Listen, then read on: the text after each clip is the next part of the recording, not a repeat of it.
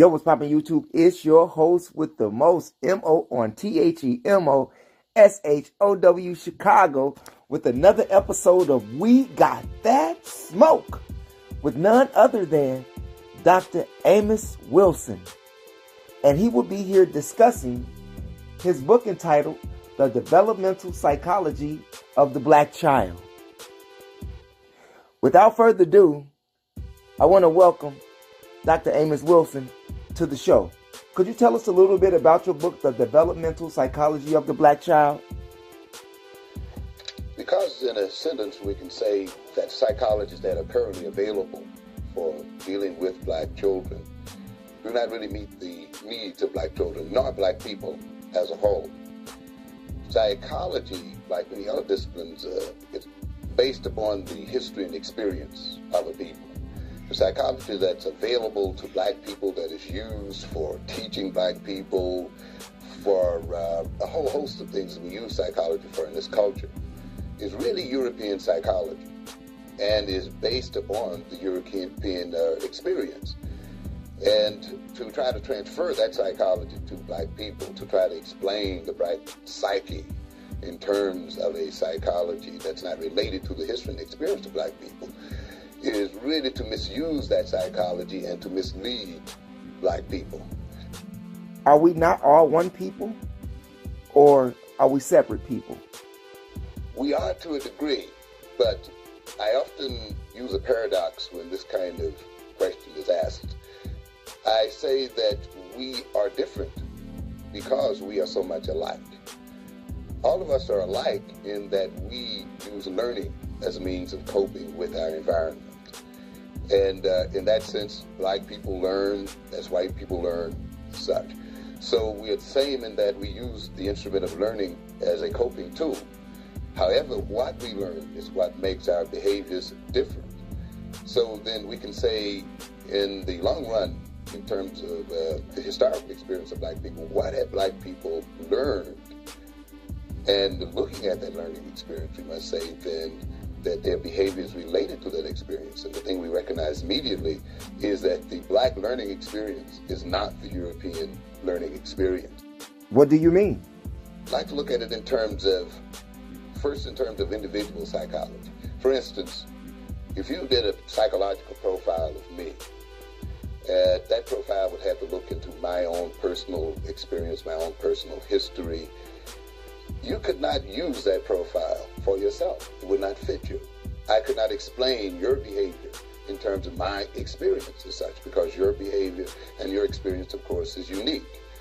Therefore, the European experience is a unique experience. The psychology of Europeans is based on that experience, and consequently, it cannot be used for our people. We have to look in the history of African people for the psychology of African people, you see. For instance, take educational psychology. To a great extent, that psychology is built around the white middle-class child. If you take that psychology and go into the majority of schools in our urban areas, you don't find the white middle-class child there. So you have a teacher who perhaps has been educated in terms of that psychology, running into children or having to deal with the classroom with children. And the child she's been taught to deal with is not even in the classroom to begin with. So, of course, this creates a great disparity in what she's learned, what she has, or he expects to go on in the classroom and what actually occurs, which leads to a good deal of confusion. The other aspect of why we need black psychology involves the fact that Eurocentric psychology is a part of the Eurocentric and European oppressive mechanism. It is one of the major means by which the European has maintained its domination and subjugation of black people. Let me ask you a question, Dr. Amos Wilson. How is European psychology used to dominate the black people here in America and elsewhere? There are any number of ways that it's used. First of all, it's used to maintain an image of black people, both in Europeans themselves and of black people themselves, the so-called famous inferiority complex. To a great extent, Eurocentric psychology has been used to justify basic white prejudices. So the average white person in the racist American society thinks of blacks, let's say, as so-called innately inferior, say intellectually. Along comes then their psychology with the so-called sheen of being scientific to justify what is already a common myth. So to that extent, it supports a racist system that exists in the society. As a matter of fact, not only does it do that, it provides various number of categories and labels that are used by the layman as well as by professionals. What do you mean labels? Labels like what? Labels such as learning disabled, those labels that we hear a lot about nowadays, hyperactivity, reading disabilities, language deficiencies.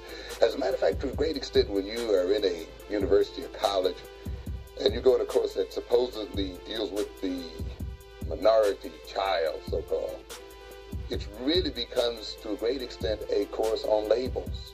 You say, disadvantaged children, this kind of thing, culturally deprived children. So what happens quite often, the teacher leaves that kind of course with a series of negative labels, so that when that teacher perhaps enters into a classroom, these labels are placed on the children, which lowers her expectation or his expectation about these children, and provides a ready excuse for not teaching, you see. In a sense, this labeling business has left the teacher free now to excuse himself or herself from really teaching, because you can immediately make an excuse. Well, this child is not learning because it's from a disadvantaged neighborhood, or it's from a deprived culture, or they have a minimal brain damage, or it's hyperactive, and therefore, why bother? In your book entitled The Developmental Psychology of the Black Child, you mentioned how mistakes have been made when evaluating little black boys and how they view them as little white boys painted in black skin. Could you expound on that for us?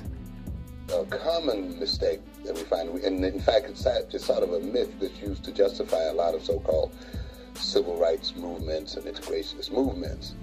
And it's been sort of a convenient fiction. However, sometimes it works against our own interest. And that is of seeing the black child merely as a colored child. It's a white child, except the fact that it has a little different color and such. And underneath the color, everything else is the same. But I object to that because color is not merely just a shade on the body. What your color is represents the history and experience of your people. We are the color we are because of the long evolutionary experience of black people in Africa as a result of black people adjusting to the African continent. It relates also to the concept of genes. You see, what our color, of course, comes from our genes, but we cannot think of genes merely as little chemical packets that color your skin and color your hair and give you a body shape and forms. The genes are, in a way, a miniature abstraction of the history and experience of one's people, the cultural experience, as well as the biological experience of one's people.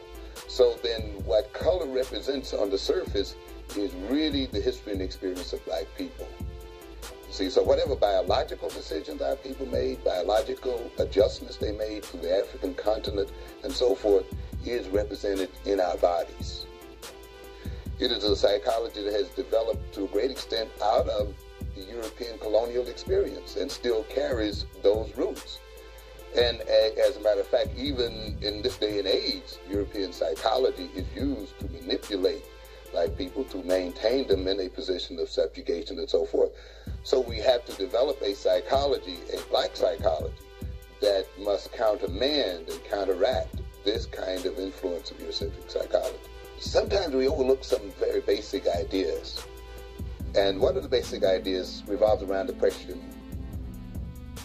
when you look at the European climate and the European vegetation and its climatic history, and then you compare that, say, to the African climate history, the African geography and vegetational systems and so forth, you are faced with the issue then, why is it that the black body should be a duplicate of the European body when, if we look at it from a biological point of view, the nature seeks to adjust a body to its geographical surrounds.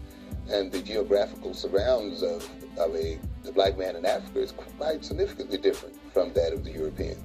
So in light of that, we should expect that that body, the African body, should not be a duplicate of the European body as such. So consequently, in order to understand the African body, we must then look at the African evolutionary experience as such.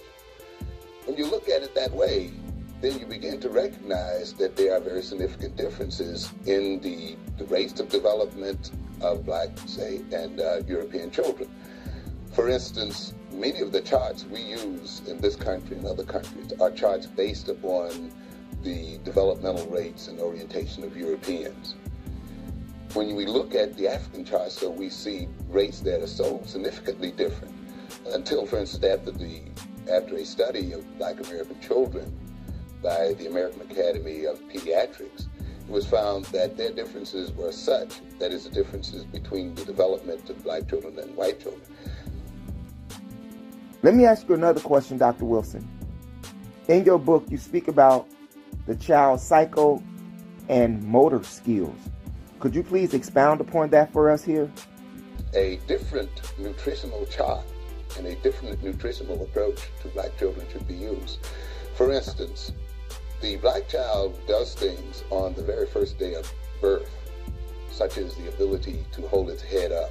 If you would pull it up into a sitting position, it is able to actually hold its head up. Black children are able to do this basically, say, 9 hours after being born or on the very first day. The European child reaches this milestone a month and a half later. Black children, for instance, can firmly move their heads about and deal with the environment or maintain a social relationship with their caretaker or with an examiner on the first 2 days after birth. The European child takes about 2 months to reach this point. There are things black children are doing at, say, 7 weeks that the European child reaches some 20 weeks later. It even gets broader than that. For instance, if a black child at 5 months can coordinate himself so that he can, say, take a form out of a form board, it will take the European child some 6 months to get to that same milestone. Or walking the stairs alone. A black child is doing that, many of them at 7 months. The European child then is going to take another 3 or 4 months sometimes to get to that same point. As a matter of fact, some of the developmental scales that are used to measure children's rates of growth include some 60 different items. And on all 60 of those items, the black child comes out significantly ahead in psychomotor development. And remember, I'm emphasizing psychomotor. The European psychologist concedes this growth and development of the black child, and it's put under the caption of motoric advancement or motoric superiority of the black child, as if it has nothing to do with the mind. But now we are developing a different type of so-called intelligence test that doesn't deal with pencil and paper and is far less so-called culturally oriented. We are now developing tests with the computers wherein we can actually attach electrodes to the brain and challenge that child's, say, vision, hearing in response to things going on in the environment, and get a readout of its brainwave activities as to how it is processing that information, how it is responding to those stimuli that are occurring in the environment. And here we find, and it's interesting at this point to note that Jensen himself notes this in his famous treatise that degraded black people to a good extent, that the brainwave patterns of black children shows a significant advance in terms of maturity over that of white children, which means then that even at birth, not only are they motorically in advance, but in terms of their ability to process information and handle information, they're also in advance. And this is seen too in the earlier accomplishment in the language area. Black children, of course, are talking earlier, as well as walking earlier, as well as establishing what we call social relations earlier, and so forth. We're also speaking in terms of those things that are mental as well. So then it would indicate then both on a physical level, as far as the race of body growth and so forth, as well as on a psychological level, the black child is significantly in advance of its European counterpart. One of the reasons, I think, and an overall reason, is that these psychologies, you see, just by the title of them, are called developmental psychology. And that deceives many people into thinking then that this is a psychology that has equal applicability across board. And unfortunately, many black schools and black scholars operate under this illusion. One of the things that we don't, as black people, I think we are not conscious enough of, is how white disciplines, not only psychology, but sociology, all are based on that black experience, because it becomes obvious in terms of its physiological and psychological growth and development. You are not talking about the same children at all. That when we're engaged in standard American education, we are actually engaged in what are called European studies, or white studies. We have a lot of people who went off, in the 60s, and we demanded black studies as if we were demanding something ethnic, as if what had been offered in America and what's being offered in American universities is non-ethnic and objective and across the board. And therefore, the European then doesn't call his courses the psychology of the white child, or the sociology from the European perspective, or white economics, but this is exactly what it is. And therefore you have in many black schools then this idea that simply because it is not overtly labeled white or European, that it is not therefore white or European in origin. And to a great extent, these psychologies are exactly what they should be. In a sense, they are there to maintain the position of Europeans as such. The European, in a sense, protects his own interest by not really talking about the black child in any truthful light, and presenting the black child in a different sort of light. The ultimate outcome of studies, even in black schools, ultimately is to maintain the European in a superior position as such. Now, for all of you viewers and listeners that's out there, after hearing what you've heard Dr. Amos Wilson talk about, do you think it's a possibility that we need black psychology versus European psychology? And if so, what benefit would it be? The many benefits would be, first of all, turning over the world situation as it is today.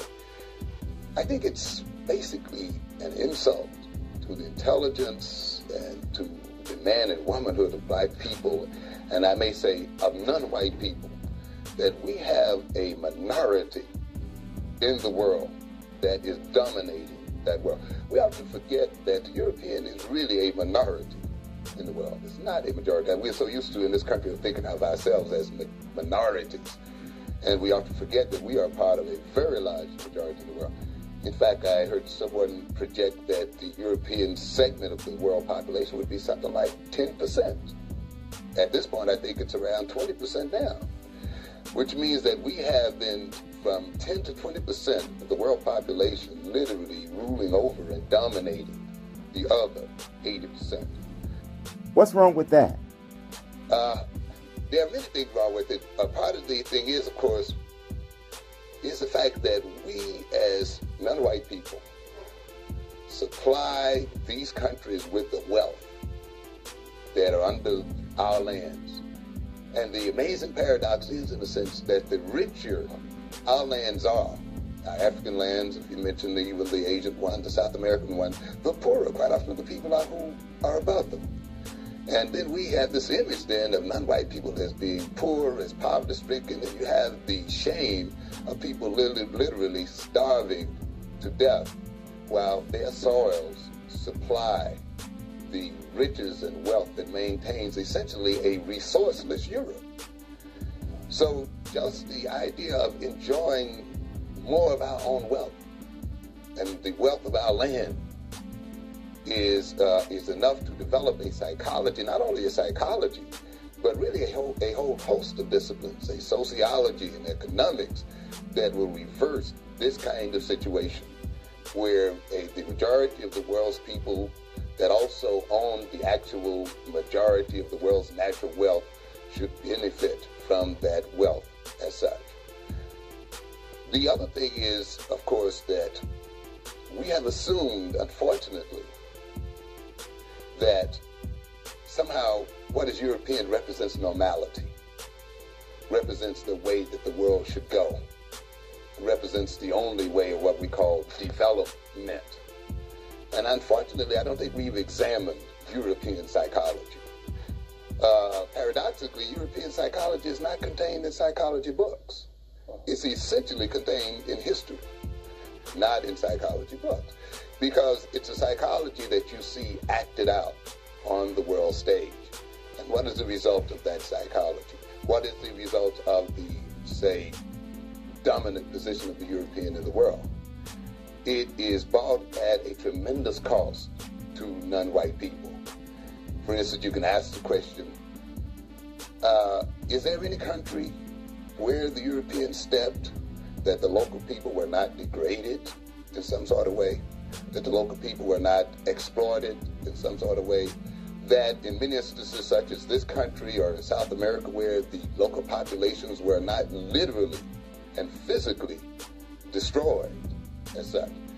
When we look at even, so in the historical sense, you see, we are dealing here with a people in terms of their actions, to me, that are not commendable in terms of what we should be seeking as a people.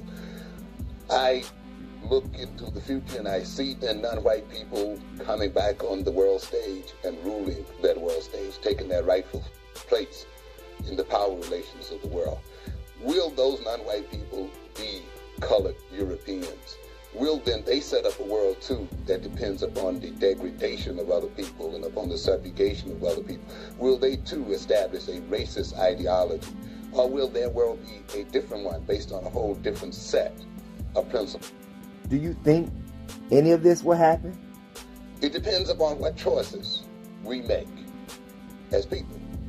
It depends again upon looking at their psychology, understanding the results of their psychology, critically analyzing the European psyche, then looking at our own and making some very critical choices.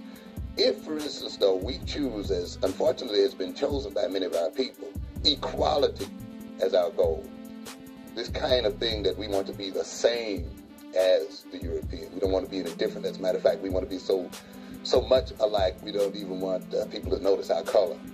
We want to remove the color line, and forget that we are black, or forget that we are Asian, or what have you.